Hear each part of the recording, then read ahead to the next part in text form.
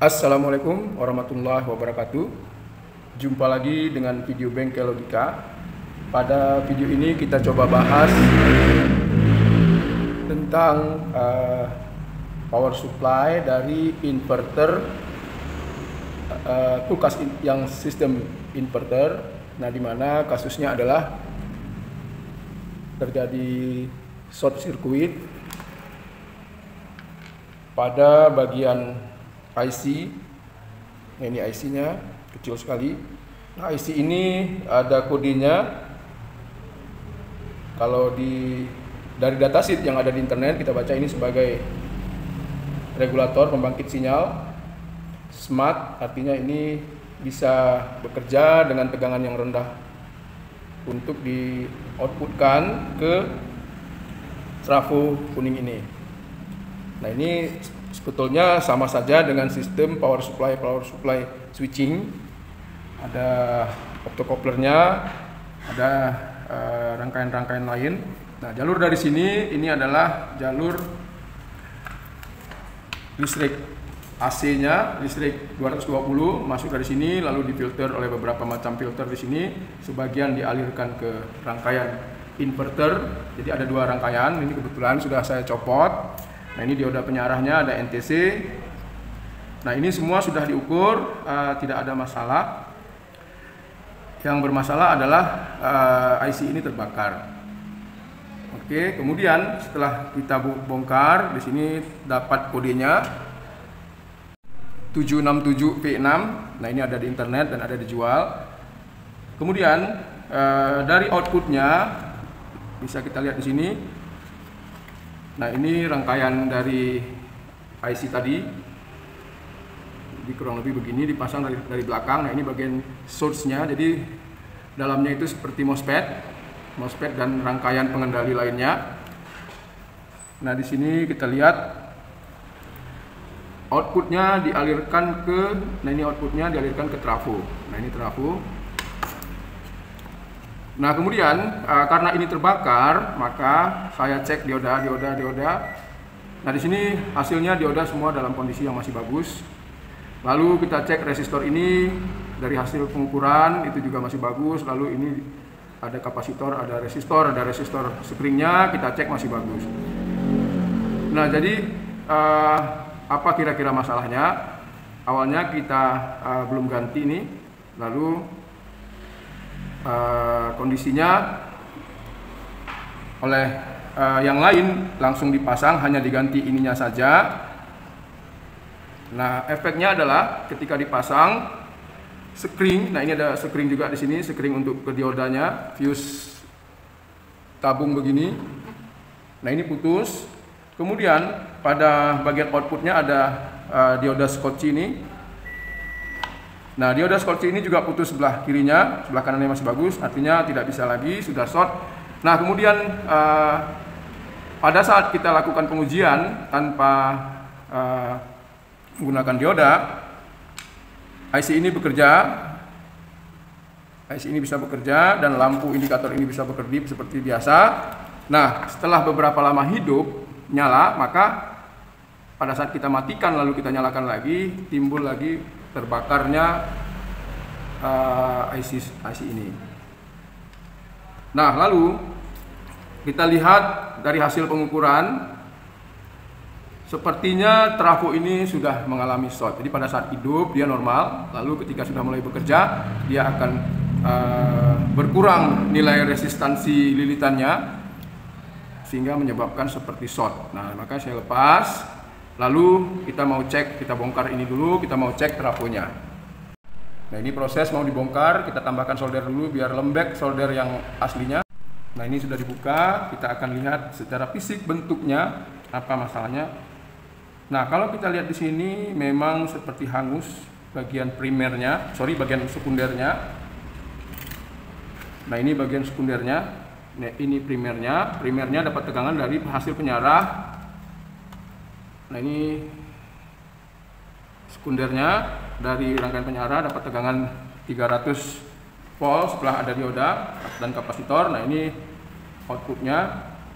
Kita coba ukur apakah nilai resistansinya sudah mendekati short circuit.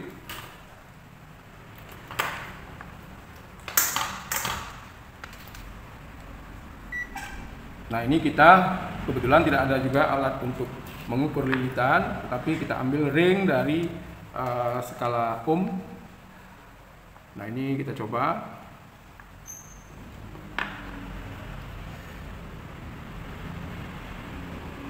Nah, ini tidak terhubung. Oh, sorry, terhubung, tadi nggak kena. Nah, ini 0,06, 0,4. Nah, ini kelihatan hampir menuju short sirkuit. Lalu ininya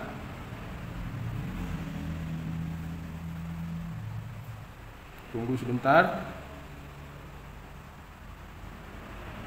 Sama 0,0 juga. Lalu yang berikutnya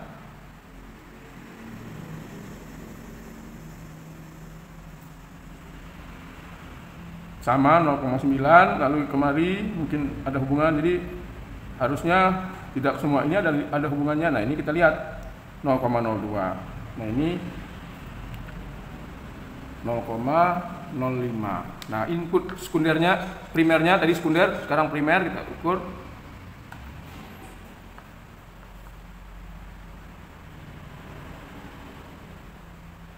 Nah, ini 0,2.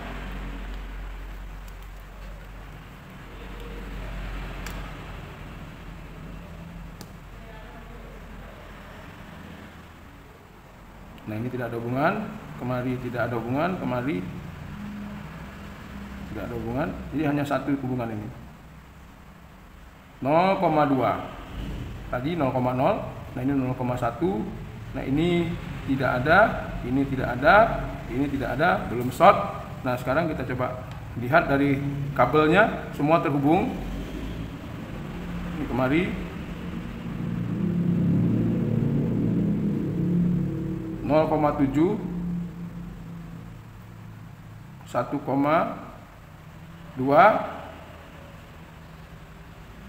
tidak terhubung. Artinya sekundernya ini sepertinya masih bagus.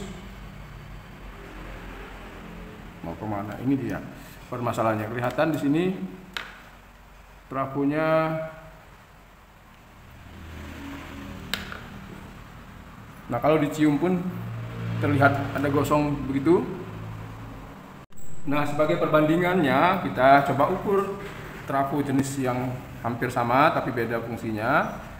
Nah, ini dia, kita ukur apakah ada nilainya seperti yang tadi. Nah, ini 0,2, lalu ini tidak, ini berapa? Tidak terhubung, dan ini tidak terhubung. Kita coba tengah, tidak terhubung.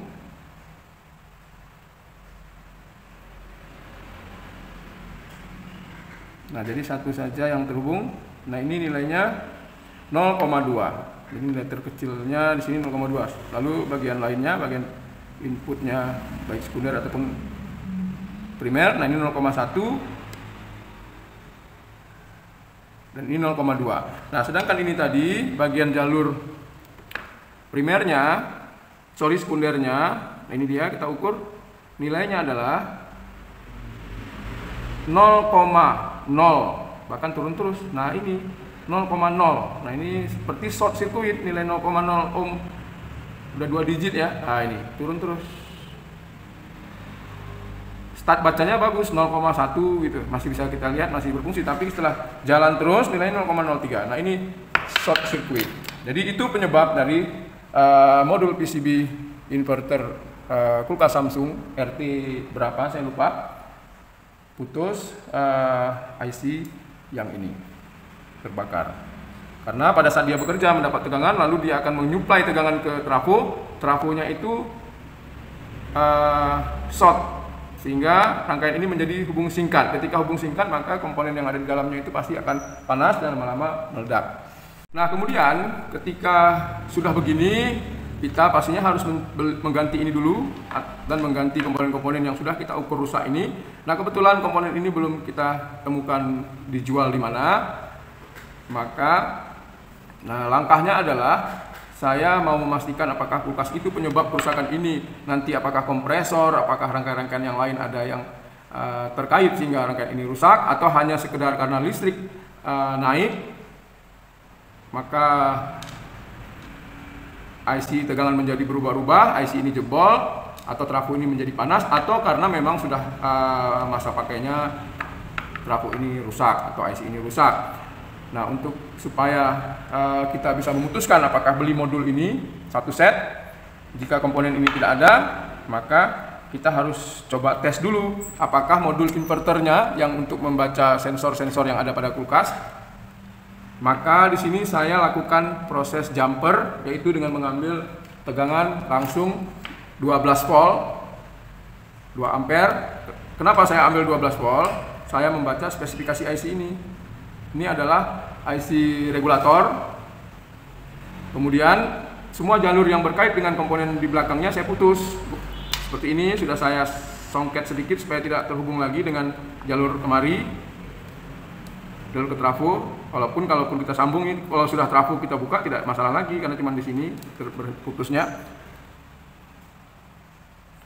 Kemudian positifnya, negatifnya di mana kita taruh. Nah, jadi ada dua di sini outputnya. Yang pertama adalah kita melihat kapasitor yang besar. Nah, ini sudah pasti kita tahu adalah untuk tegangan 220 volt DC. Setelah disearahkan di sini, maka keluaran ini kita lihat lagi kapasitor yang besar. Nah, ini ada dua kapasitor.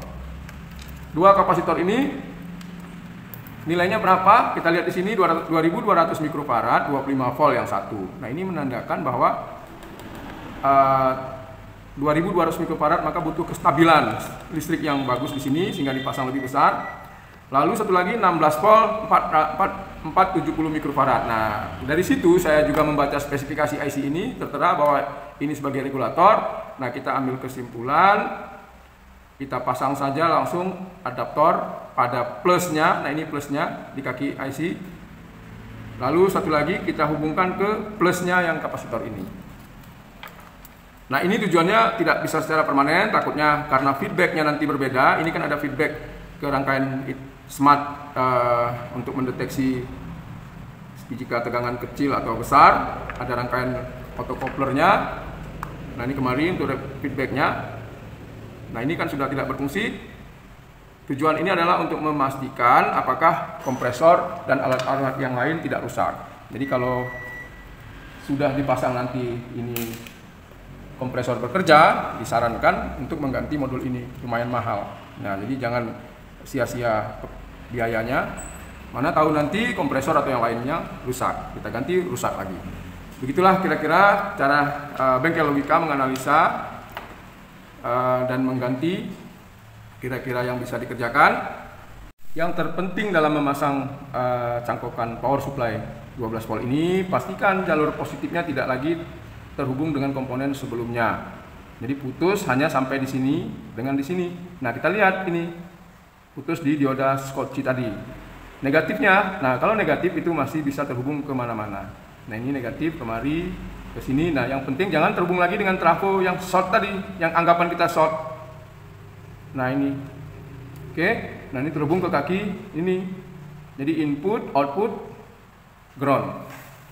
Seperti IC regulator 78 sekian. Tapi ini untuk regulator yang smart. Jadi Samsung kalau kita baca dari katalognya adalah menggunakan sistem smart inverting, di mana bisa membaca level tegangan, level arus yang kecil, dan dengan cepat bisa menyesuaikan level tegangan tersebut. Nah, itu kelebihannya.